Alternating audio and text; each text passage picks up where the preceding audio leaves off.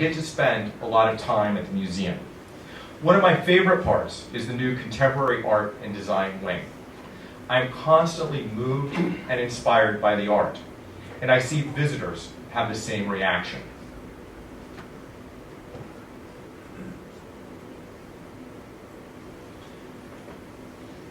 So my question to you tonight is, how do we not only take advantage of the problem-solving capabilities of this material set, but also get at the heart of humans' fundamental connection and reaction to glass?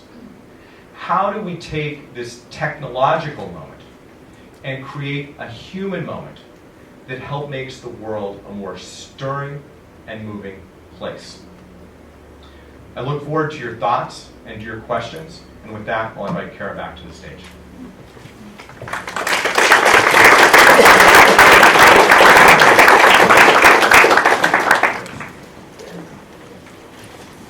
Wow. I'm going to have to unpack a lot of his presentation. Thank you, Jeff. That was really absolutely fascinating. And you know, this whole research component of glass is not something many of us at Corning that most people are familiar with. So I'd love to spend a few minutes just talking about that aspect of Corning and let's see if I gotta turn this on. Is that On the bottom.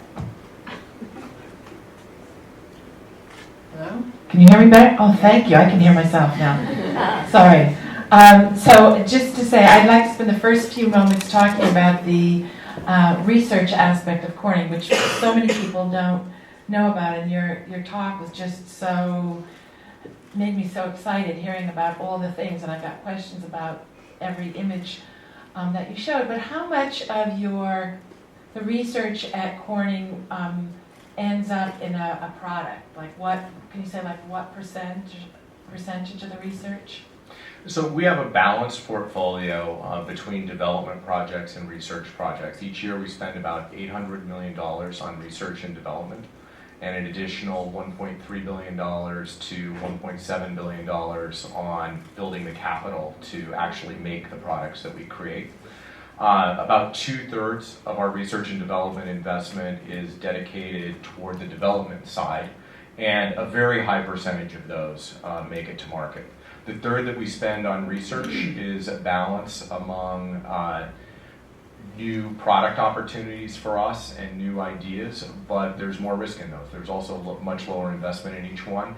And I don't know what percentage at any given time makes it to market, but our lesson is that when we focus on our core capabilities, like glass science, optical physics, and ceramics, or the manufacturing platforms where we are truly world experts, like fusion, that we use to make the flat glass for LCD televisions and Gorilla Glass, and now for architecture and automotive, or vapor deposition that we use to make optical fiber, that we have a much higher chance of delivering success. So historically, we've had a good rate. We have a 165-year track record, and I think through some of the innovations that I talked about that are helping us move away from serendipity and trial and error experimentation, I expect to see a lot higher percentage coming out in the future. And I mean, I've often heard that serendipity is a really important part, or these accidents sometimes turn into something that's just really, you know, a golden idea. And so how much of that, like for instance, Gorilla Glass, let's talk about that, because everybody is familiar with Gorilla Glass. You know, the Gorilla Glass is what allows us to interact with a lot of our computer technology today. If you could just, I think there may be some people here who don't really know that story, and that was a fascinating story. And what was it originally intended for? Or how did that all happen? Sure. In the 1960s, Corning worked on a product called ChemCore. That's a chemically strengthened glass. There are two basic strategies for strengthening glass beyond the original formulation of the glass itself. The first is heat tempering, which people have used for a long time. I'm sure it's used in windows in your homes or shower doors and things like that. The way that we were working on is chemical strengthening, and the idea is that you insert big atoms into the silica matrix. In this case, we start out with sand, and we put in a healthy dose of sodium, and we use an ion bath to replace that sodium with potassium ions. The way to think of it is if the sodium atoms are viewed as maybe a wall of tennis balls, very closely packed, we pull out some of the tennis balls and stick in softballs. That creates extra tension. And Corning scientists worked on this in the late 1950s and 1960s as a new glass for cars. I believe it was only used once in the Ford Mustang, but it did not take off. It was expensive relative to the laminates that people were using at the time. We put it on the shelf. We remembered a lot about it.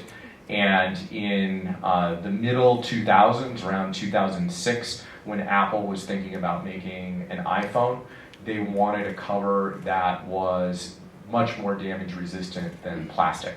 And they talked to us about would glass be an alternative.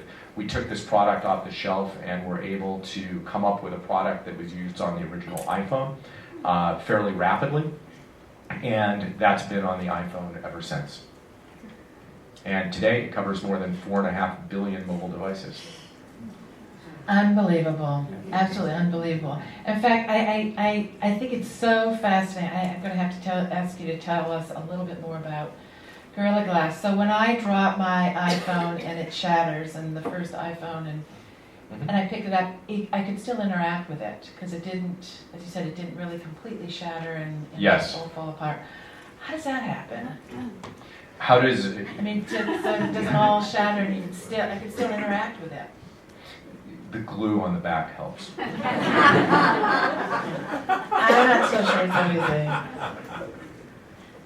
You have two choices Yeah. when glass breaks that I know of. One is it breaks into pieces like will unfortunately happen if you drop it hard enough. That's the number one thing that people ask for as we think about how to evolve glass and capture that full 15 gigapascals of strength. That is a big area of research for us. And if you think of the original iPhone, which was coming in with a piece of glass that was, I think, around 1 millimeter thick in the original formulation of Gorilla Glass, Gorilla Glass 5 is usually deployed at about 0.4 millimeters, so about 4 sheets of paper thick, and less than half as thick as the original iPhone. If you look at the difference between Gorilla Glass 4 and Gorilla Glass 5, Gorilla Glass 5 will survive falls about 80% higher. So Gorilla Glass 4 is good when you pull your phone out of your pocket. Gorilla Glass 5 for me works when it's at the top of my forehead. So about 1.8 meters. So we've made a lot of improvements for that, and I think you can continue watching for improvements in that field too. Wow, absolutely, absolutely fascinating. And I might also add, with all those layers, as you said, you still achieve this extraordinary fineness, this flatness, this precision and continuity, which is absolutely essential to the interaction. Yeah, the glass that we make using the fusion process is remarkably flat without any polishing at all. So how the fusion process works, and I will describe it, is think of the end of a pig trough. So it looks like a big triangle. The glass flows over both sides simultaneously and then forms and fuses together at the bottom of the draw. We're able to produce pieces of glass that way that come off the draw more than twice as big as 2 king-size beds, about 5 sheets of paper thick, and flat to within 200 atoms. So the way to think of that is that if instead that the glass were as deep as the Pacific Ocean, we produce the glass with no waves bigger than 6 inches. Wow. I told you it'd be mind-boggling. So I'd love to just back up now again to some of your other research, because I know you touched on so many topics. What about this really flexible glass that is that the Willow Glass that I've heard of? Or What you saw a photograph of tonight is Willow Glass. That was really paper thin, could be bent. And when I look at that, it strikes me that it is the same type of technological, who would think that glass I guess with fiber optics, I could see them sort of waving. Yep. But if you have it now in a plane, and that you could actually roll it, right? And We actually, the way we sell Willow Glass, it comes on rolls that are about a yard wide and the length of a football field when you roll them out. Wow. And is that for shipping mostly, or is that just, just easy transport? You can't transport you can't make a crate the size of a football That's field, exactly so- right. And the reason that we stop at the length of a football field, we manufacture it continuously, is because that's pretty much as big a roll as you could practically move with normal Wow. forklifts and things like that. So how do you manufacture that? Is it like you don't have a table the size of a football field? It comes right off the fusion draw tank, as I described. We have special equipment that takes it from the draw, cools it very rapidly, and it goes onto the rolls directly, and we cut it. So it's a continuous manufacturing process. Wow, and you do that in the United States? We do that in the United States. Wow, love to see that. You are invited to Harrodsburg, Kentucky. Okay. Fascinating. So great, made in America. So it strikes me when you were talking about that today that it would be it's a great answer for architecture. I know one of the big, I think about the conservatory here at Cooper Hewitt is one of our gems of a room that's all glass, rounded glass, but it strikes me that it was ideal for creating architecture with rounded facades and corners and... I think that curves are a really exciting architectural opportunity, but we're now making Gorilla Glass thin enough that you can cold bend it. A lot of the curved glass that you see today is actually manufactured flat and then bent using heat. It's a very expensive process, but when you make the glass thin enough, like Gorilla, and give it enough residual strength, you can actually bend it to the dimensions that you would want for a room. So that's a really exciting opportunity for us in architecture. The first place that I think you're likely to see products deployed for this, however, is in the automotive space. And there are two advantages of doing it. One is, as cars become more connected, automakers are looking for ways to deliver more real estate for touch and information display. So by using curves, you can fit it very naturally in terms of an interface into the car. The other thing that you can do with the curves is that you can manage reflections in the car. With your smartphone, reflections and sunlight reading make it tough to read, but you can always navigate around it by moving appropriately. That's very tough to do at a stoplight. So we've been working with firms to make car interiors. We showed our first one at the Paris Auto Show, which was a partnership with Faurecia, and got a great response. So look forward to that soon. Wow, so talking about that, and I assume in car interiors it's also very much the window. I mean, there's the touch, like the dashboard, and then the windshields. But how you mentioned something in your talk about being able to impact the structural properties or create you don't need shades. In the future, we might not need shades. With electrochromic Yes, windows. yeah. Yes. So the electrochromic windows that we've been working on, in full disclosure, Corning owns a share of View, the company that I talked about, and I sit on the board. Those are designed for commercial buildings at this time. I think over time, thinking about using it in other places like the automotive space could definitely be an attractive opportunity. So stay tuned on those things. Right now, how people are thinking about using engineered glass, our glass, in car windows is for several purposes. First, because it's thinner and stronger, you can make windows that are much lighter weight. And if you make car windows lighter weight, you reduce the overall mass of the car, its performance goes up, as does, maybe even more importantly, its fuel efficiency, and that applies whether you have an electric vehicle or a normal gasoline vehicle. So that's one reason people use it. It also is a pristine surface that has superior optics, and that makes it the ultimate surface for head-up displays. which are becoming increasingly popular in cars, and I think as we move to autonomous vehicles, will become even more popular. So a couple big reasons that people are choosing our glass in cars now.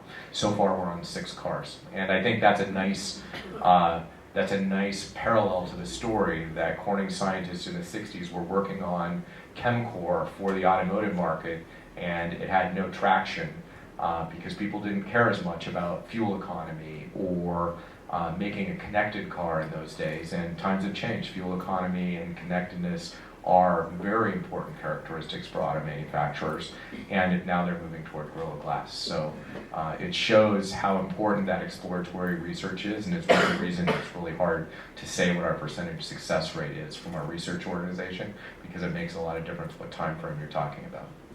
Well, so just in terms of the future of our cities and for the future of our cities and the automobility, let's say, we are definitely looking at autonomous vehicles and connectivity. So when you said that the glass will become probably even more important part of vehicles in the future, is it that interactive part, or is there something else that the best suggestion I can make is to look at the concept cars being produced right now. And as we look across the concept cars that have been shown over the last year or two, we observe that the amount of glass used on the exterior is approximately the same as the amount used on the interior. So I think there are dramatic changes about to happen in the way glass gets used in cars. Today, the exterior is much bigger than the interior market. I'll have to follow up with you on that. So let's say, I'd love to go back to architecture a little bit again, because that's, I know there's some architects in the audience, and you tell us about what we can expect in the interior of our buildings, of our houses, say in 2030 or 2050. What are your scientists thinking about? Well, I think advances in glass are, starting from the outside of the house, likely to continue to collapse the divide between the interior and the exterior. Your options in the sense of mid-century modern architecture to integrate the inside and the outside will increase significantly. And I think that will happen because of advances in glass fabrication and new features like electrochromic windows. So I think there are some really exciting things on that. But then I think that there are some functional roles of screens that will allow you to have screens in places that you might not today. I think they will continue to get thinner, lighter weight, have smaller bezels, becoming even more desirable to put in different places in your house. I think that you'll see innovations that allow you to choose the color even when the screen is turned off. I think some of the things that we're doing with thin glass as a laminate material that can be processed on site will make glass a very attractive alternative to tiles and things like that, or perhaps even a new form of wallpaper. Maybe we'll have wall glass. We can print glass with incredibly high integrity colors or images. I think all of those things are possible. And then when you add in things like you could make it antimicrobial, you can make surfaces like stainless steel much more scratch resistant and easier to clean. I think that there are a lot of novel applications at glass that you'll see over the next decade plus. Sounds like we will probably be seeing a lot of them in hospitals as well. A lot more glass in hospitals? Or? I don't know if it's possible that you'll see a lot more glass in hospitals. I think that you'll see different glass in hospitals. That's one of the earliest places that is adopting electrochromic windows, and they're doing it for two reasons. One is you eliminate the shade that's much more difficult to clean than a piece of glass. But there are also some early clinical studies that show that patients have better recovery in rooms with electrochromic windows than not. So there was a pretty cool study done at a hospital in Utah that they alternated electrochromic windows and conventional windows on the maternity floor. And moms who'd been in rooms with electrochromic windows had a clinically significant less incidence of postpartum depression. So I think that's the type of thing you're guaranteed to see. and we're working to use our antimicrobial glass in hospitals as well. And then there are obviously the uses for diagnostics and therapeutic delivery, all the way from more sensitive tools to diagnose disease to new ways to deliver drugs. So I think you're right. There's going to be a lot more glass use in hospitals. And the great thing is, it sounds to me that it is a material that we're not going to run out of, correct? I feel in very good shape that we will be able to produce very high quality and increasingly tuned glass for specific applications for a very, very long time. In a way, it's the original renewable resource. Glass just melts better if you mix in old glass into the mix. So it's very attractive from that perspective as well. Fascinating. One of the things that's of interest, we talk a lot about Cooper Hewitt these days, is sustainability. And I wonder if you could talk a little bit about what Corning is doing in terms of glass sustainability, the production of glass, because I know it uses ginormous amounts of fuel to create glass. Yeah, I don't know if ginormous is the term that I would use. If you think about producing crystals, which we also do and are absolutely necessary for some things, that uses ginormous amounts of energy. Glass is significantly less than that, but it still is a fairly energy-intensive thing to do. We're always looking for ways to use energy more efficiently. Last year, we took a significant portion of Duke Energy's new solar farm in North Carolina. That energy also can exactly offset the energy consumption of our plant in Kentucky, and it's on the same grid, so that we're able to utilize that glass. And I'm really proud of the track record we have. We've just won the Energy Star Award for the last 3 consecutive years for the progress we've made. Thanks. And how many competitors does Corning have around the world? Because, I mean, it doesn't, when I've traveled around the world, it doesn't strike me that there are a lot of companies making glass or even the small hot shops. We have a unique collection of assets that is challenging for anybody to reproduce even one of those, and when we combine them, it becomes especially difficult. The number of competitors we have varies by segment a lot, but in general, in our markets, we have over half the market share, and sometimes we have a lot more than that, because our products are differentiated and it's difficult for anybody else to play. In the LCD glass, which is our largest business, there are essentially 2 competitors, both located in Japan.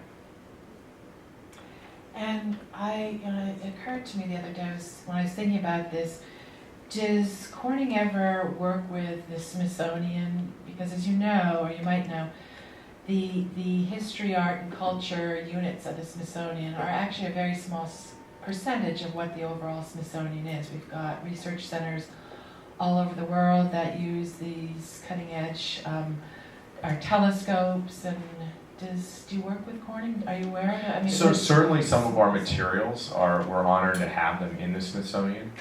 We've done some specific projects as collaborations in the past around glass, and we're also patrons of a fellow Smithsonian affiliate, the Rockwell Museum in Corning. Great. Thank you. You're welcome. And now, because we are a museum, I really would love to ask you a little bit about the relation between the research facility at Corning and the museum, which is a marvelous museum. I highly recommend that anybody go there. It's well worth a weekend trip up there, and you will be rewarded. It's really the best glass collection I've seen anywhere in the world. It's really unrivaled. So, well, thank you for that. And lots of wonderful demonstrations. I'm just curious, what's interesting is Cooper Hewitt's collection was formed as part of the Cooper Union School for Art and Architecture at the end of the 19th century, and it was meant to be a point of inspiration and visual inspiration for the students and for the public. And now it is here as Cooper Hewitt, which is part of the Smithsonian. How much does the museum at Corning serve as inspiration for some of your scientists and It's a huge inspiration for us, and we have many informal and formal programs. Mike Pambianchi, our head of glass research, requires everybody who's new in his lab to go to the studio at the museum because there's also a teaching component to our museum. That we have when we have customers come, we always host them at the museum.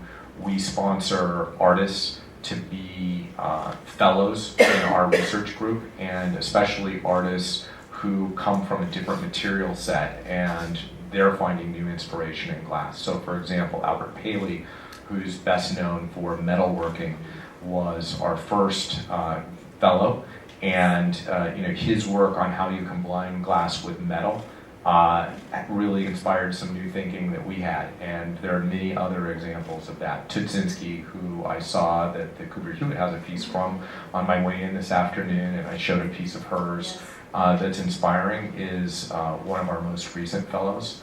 Tom Patty has been there recently working on it, and he was working on a modern version of the glasses that go into the Lycurgus cup and what you do with that. So it is exciting, it's fun. It's great to have a very bright, vibrant, global glass community that comes through Corning on a regular basis, and there are many examples of specific inspirations that we get from that. I think it brings designers to us. We're so lucky to have that in our backyard. Great. I know I'm supposed to open up to questions at some point. I'm happy to start Taking them if yes. As you... Oh yes, I'm sorry, there's a microphone Thank you. there. Thank you. Just cutting across the subjects that you've touched upon. Sure. Arts. Do you have a special working relationship with Dale Chihuly? Is one, and you talked about printing. Do you offer a 3D printable glass? Sure, thanks for the questions. Dale Chihuly has a very special... I think that was Dale visiting us. He has a really special relationship with us in the museum. As you walk into our admissions lobby, it's his piece that you see. He was a member of our board of directors, and people from his studio, like Jimmy Mongrain, were in the museum earlier this year. So it's a great relationship that we have with him. In terms of 3D printed glass, it's a really interesting topic. I was extremely excited about that when I first came to Corning. I would say that I'll answer the question in several ways. One is in terms of 3D printing of glass, we make optical fiber that way. So it is probably the largest and most precise 3D printing in the world of how it's done. But it's a one-trick pony. All you can make is that optical fiber. When you try to assemble it otherwise, it's extremely challenging to get the optical properties and homogeneity that make glass beautiful by doing the types of 3D printing at a level that you like. So if you type 3D printing of glass into YouTube, you'll see a great example of a student, I think, who took mirrors and lenses out into the desert in the Middle East and used the heat to 3D print a bowl. It worked, but it's a pretty ugly bowl. And it's really hard to go that way. The way that I have seen 3D printing done, and Steve Gibbs is in the back, he is an expert on this, is that you actually do something like you have a vessel of glass that's hot and you let the glass run out the bottom and you start making spirals. When I was a physicist, I was very excited about a particular way to do quantum mechanics, and I convinced my teacher that he should teach us that way, and he did, and an older professor said to him, why would you waste their time doing that? That there's nothing you could do with that technique that you can't do more easily another way. Unfortunately, so far I would say the same thing about 3D glass printing, but I would encourage people to keep working on it, and certainly we try it too.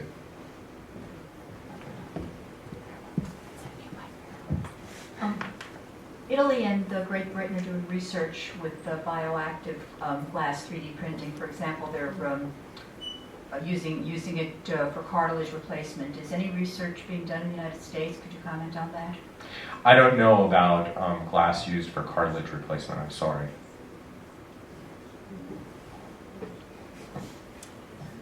Yes, what kind of innovative and affordable things are you doing for greenhouses? The glass in greenhouses? Yeah, so glass for greenhouses is generally made using float processes. To date, I haven't really seen that be what I would call an engineered glass or an advanced glass. It's usually pretty thick. Flatness isn't as important. And the optical properties most valued are usually transparency. My guess is Corning itself would not produce that type of glass unless people found some value to the precision control of light through electrochromics, or that there was some coating that you could put on it that required a huge flatness that added a lot of value. We have thought about using our thin glass for lightweight greenhouse covers that are also really strong. So that's another possibility, but we don't do any specific research that I know of on that topic by itself.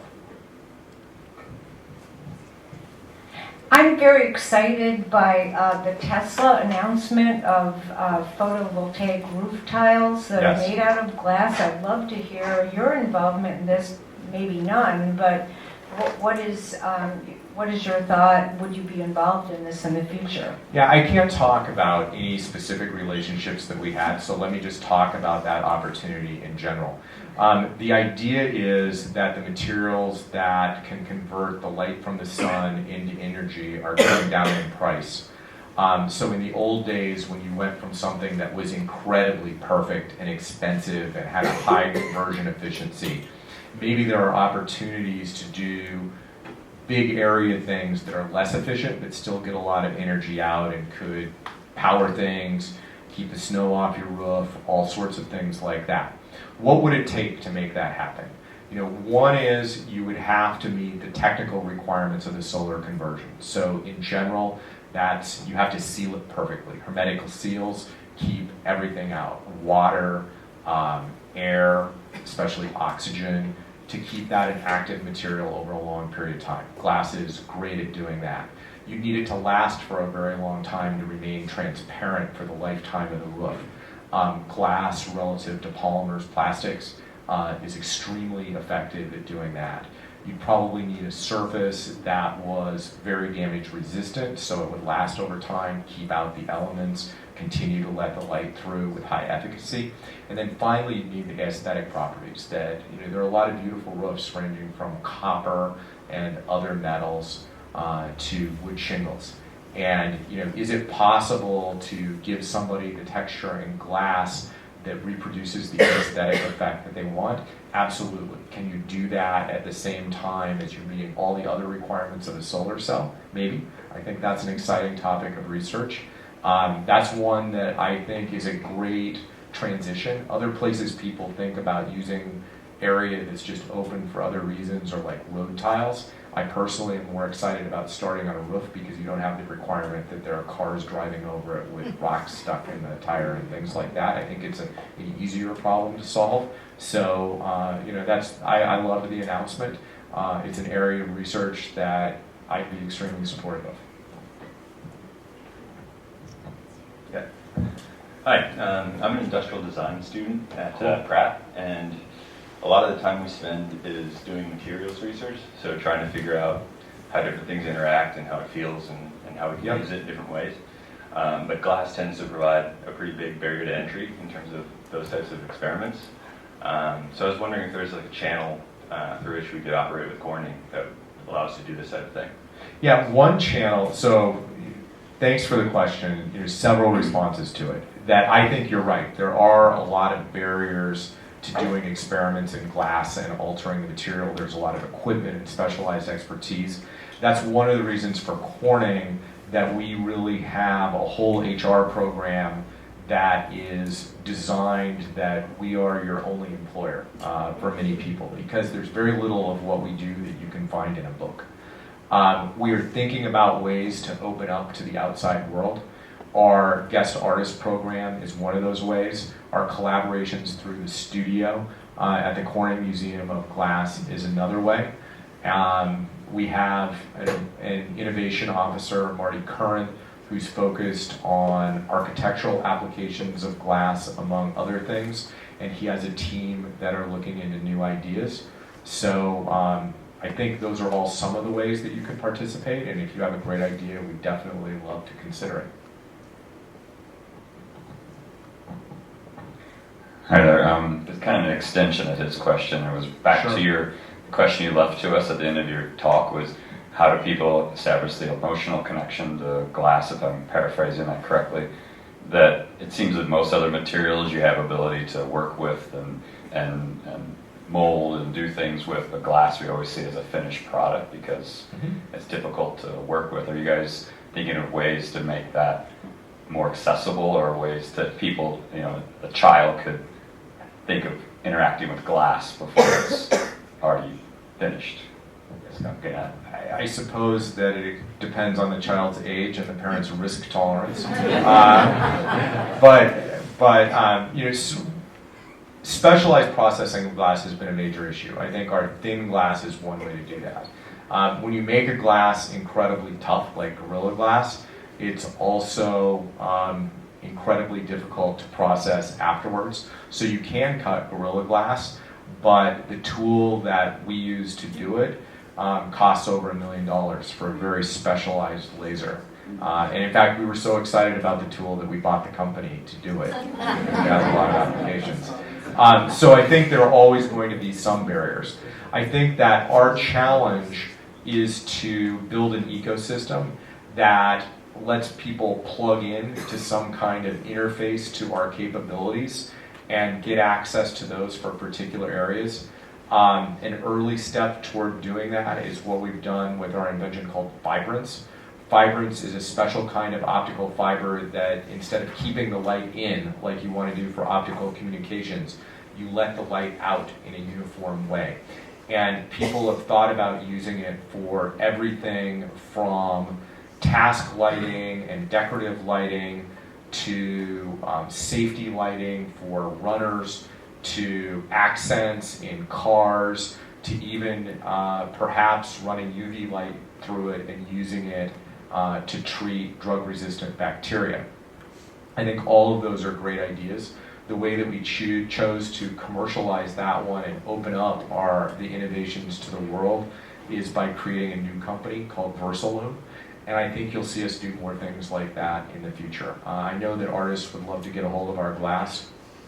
We need to improve over time in making that happen, and it would be a great thing. But it's a long road to doing that, because while we are on a journey from magic to science, we have a ways to go to make an engineering handbook that creates it as accessible to everybody.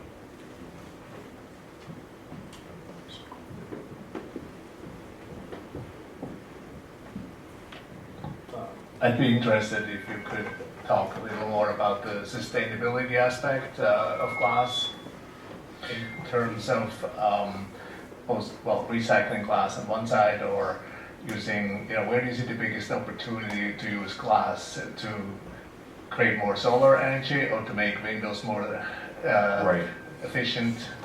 So I think that there are a number of aspects of sustainability. One is the reuse of the material itself, and glass is readily recyclable. Corning certainly recycles a lot of its own glass in our manufacturing process. In fact, sometimes we just produce cullet that we want to recycle as the primary purpose. Another aspect to sustainability is energy consumption. And when we target applications like lighter weight car windows, that reduces fuel consumption. We've worked on solar optimized glass that allows you to do these hermetic seals that has surface properties that are designed for the solar process and opportunities along those lines. So I think that that it plays a big role in sustainability. Also, the close cousin of our glass capabilities is our ceramics capabilities, and that's what we used to make the material that's at the heart of catalytic converters, heavy-duty diesel filters that are used in trucks, and now gas particulate filters. So you can also use glass-related capabilities to make materials for mobile emissions control. We're working on ways to advance that technology into carbon capture. We're part of an MIT consortium to do that. I think we have a tiny part of the idea, but that's going to take a lot of collaboration to make it happen. So those are some of the activities that we're working on in terms of new products aimed at sustainability.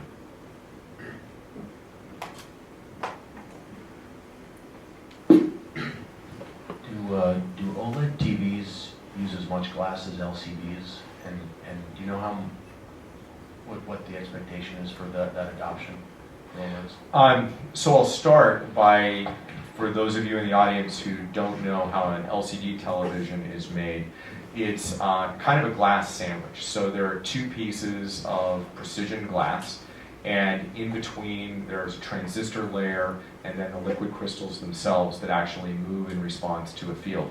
You then pass light through the glass sandwich and a color filter, and that's what gives you the excellent picture. OLED TVs use a different technique. So OLED stands for organic light emitting diode.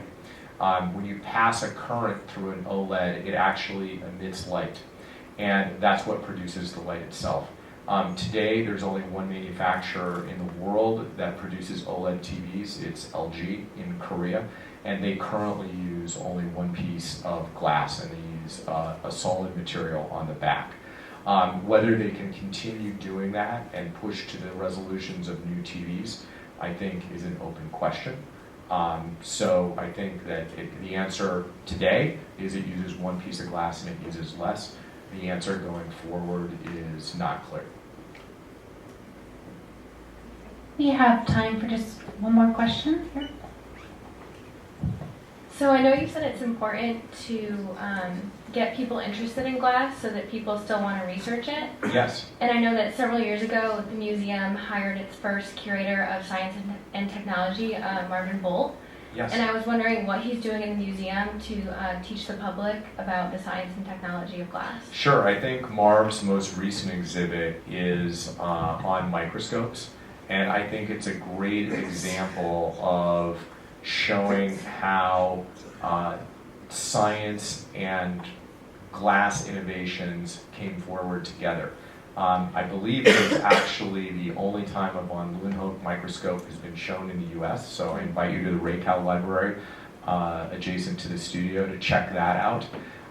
But an important aspect for us is it shows that to go to the type of glass that you need to make an advanced microscope required a lot of research on how to make the glass flat in terms of its optical transmission, how to make glass that was optimized for lenses in terms of its formulation, how to make the curves that you need for a compound microscope. I think is a terrific exhibit. He also co-curated the current Blauschka exhibit, which shows the marine invertebrates from the Cornell collection. So those are the two things that he's doing right now, and we're working hard on redoing our entire science exhibit. And if there's anyone who would like to help fund that, I'm happy to talk to them. I'd just like to add a little PS. We actually showed one of the Van Leeuwenhoek microscopes here in 2014 Wow. and 15 as part of a tools exhibition that was one of our opening exhibitions after Cooper Hewitt reopened. Cool. And I noticed he had his birthday a week ago, so thanks to Google. So. Is that the last question? Okay. Well, this flew by, but thank you very much. I hope you're all as stimulated as I am about this. Really, still, it's a magical material to me. I know there's a lot of science behind it now, but it's just absolutely magical. Thank you for coming.